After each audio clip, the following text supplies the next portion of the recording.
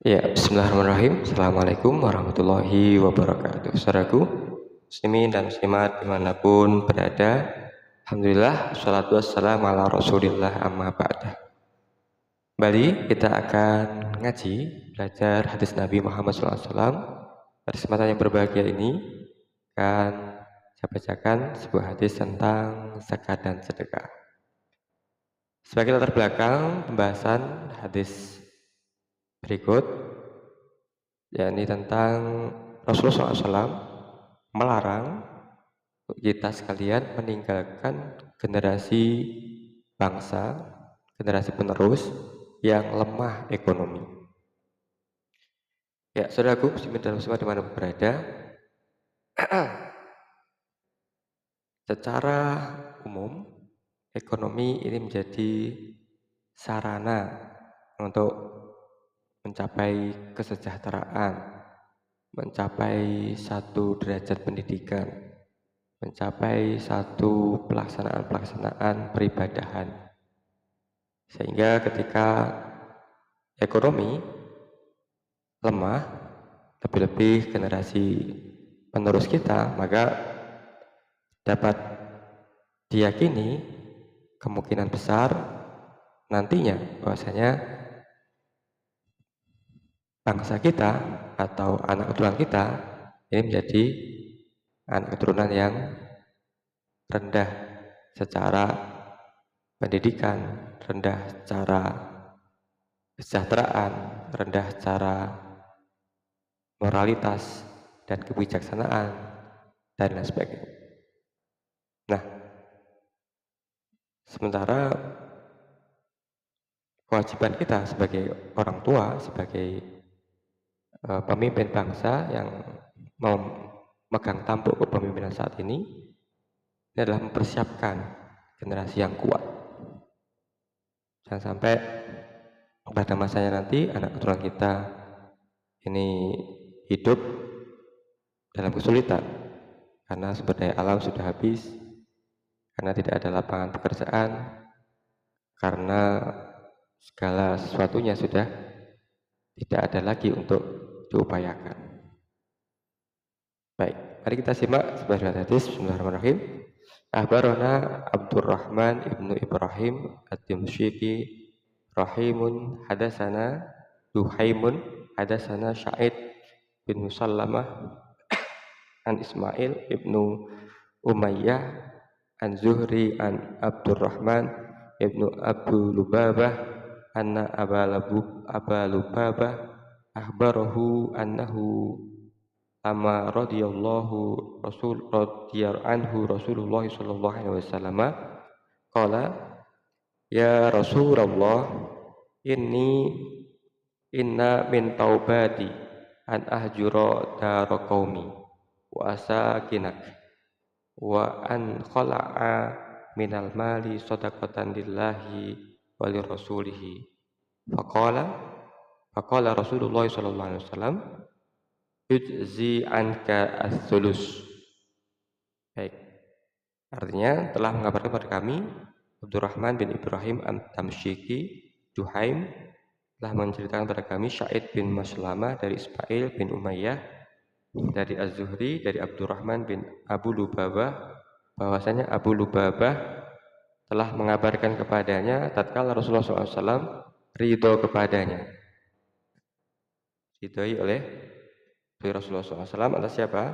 Abu Lubabah. Ia berkata, wahai Rasulullah, sesungguhnya di antara bukti dari taubatku adalah aku meninggalkan kaumku dan tinggal di dekatmu, serta memberikan sebagian dari hartaku sebagai sedekah kepada Allah dan Rasulnya. Kemudian Rasulullah SAW bersabda, cukuplah bagimu mensedekahkan sepertiga hartamu. Ya, baik, apa yang bisa kita petik hikmah dari hadis ini? Pertama, bolehkah kita mensedekahkan semua harta kita? Bolehkah kita memberikan semua sumber daya alam ini kepada orang lain, kepada asing? Sehingga habislah sumber daya alam kita, mineral kita, tambang kita, hutan kita, dan isi laut kita, dan sebagainya. Bolehkah itu kita berikan semua? kemudian kita meninggalkan generasi bangsa kita yang lemah, benar, jawabannya tentu tidak boleh. Yang kedua, Rasulullah SAW melarang kita bersedekah nekat, yakni 100% harta kita berikan kepada orang lain atau lembaga sedekah. Syekh Mustafa Asy-Syalabi dalam karyanya Ta'lilul Ahkam menyatakan fasobal mal zon an tasaddaqa bi kulli malihi fisabilillahi khairullah sorifan an-nadru amma pilih kati ba'da zalika minal faqr. Artinya pemilik harta mengira bahwasanya menyedekahkan semua hartanya di jalan Allah itu lebih baik baginya, sambil memalingkan pandangan dari kemiskinan dan kepapaan sebagai konsekuensi atas tindakan nekatnya itu. Sementara Rasulullah SAW mencela keras perbuatan tersebut. Rasulullah SAW menerangkan hal itu sebagai kerusakan besar. Akibat perilaku tersebut sebaiknya mengembalikan harta itu kepada pemiliknya. Ta'lilul Ahkam 2017. Yang ketiga, ulama lain memahami hadis ini sebagai dalil pentingnya seseorang untuk menafkahi keluarganya, memperhatikan harta waris untuk keluarganya, dan masa depan perekonomian generasi penerusnya, generasi bangsa. Hal ini disebutkan oleh Ibnu Battal, fadalla hada an tarakal mal liwarisi khairu minas shadaqah. Artinya hadis ini menunjukkan bahwasanya menyisakan harta untuk ahli waris lebih baik daripada menyedekahkannya kepada orang lain. Hadis ini juga menunjukkan bahwa menafkahi keluarga juga bagian dari amal solih. Nah, Syarah Sahih Bukhari juz 8 halaman 144. Yang keempat, Al-Quran menjelaskan bahwasanya a'udzubillahi minasyaitonir rajim, bismillahirrahmanirrahim, wal yahsal ladzina law taraku min khalfihim dzurriyyatan di'afan khafu 'alaihim falyattaqullaha wal yaqulu qawlan sadida. Artinya,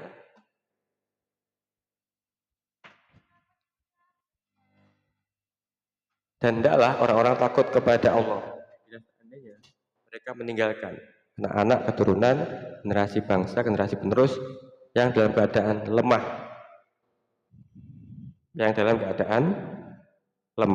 yang mereka khawatirkan terhadap kesejahteraan mereka.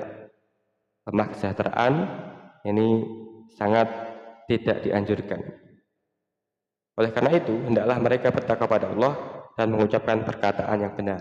Tidak boleh bohong. Surat An-Nisa ayat 9. Yang kelima, inilah indahnya agama Islam. Saudaraku muslimin dimanapun berada, senantiasa mengajarkan kita untuk tidak menghabiskan sumber daya alam ini, tidak menghabiskan sumber daya harta yang kita miliki untuk kita berikan kepada orang lain, kepada asing, pada pihak-pihak luar, sehingga kita meninggalkan generasi bangsa yang lemah ekonomi, yang tidak punya harapan, yang tidak punya pekerjaan, yang mudah untuk dikalahkan. Lemah segala-galanya, pendidikannya, ekonominya, kesejahteraannya, moralnya, dan sebagainya.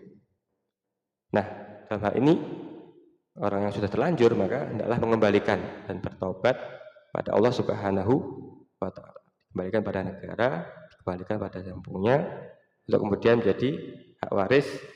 Sebaiknya kalau disedekahkan atau diberikan pada orang lain, ini hanya maksimal adalah sepertiga saja. Ini yang diridhai oleh Rasulullah SAW atas Abu Lubabah tadi, saking senangnya sedekah nekat, semua hartanya diberikan pada Allah dan Rasulnya, tapi dipenging, dicegah oleh Rasulullah SAW. Bahasanya diridhai oleh Allah dan Rasulnya adalah as-sulus, sepertiga saja. Jadi tidak boleh meninggalkan generasi bangsa yang lemah ekonomi. Allah melarang, Rasulullah SAW pun tidak menganjurkan.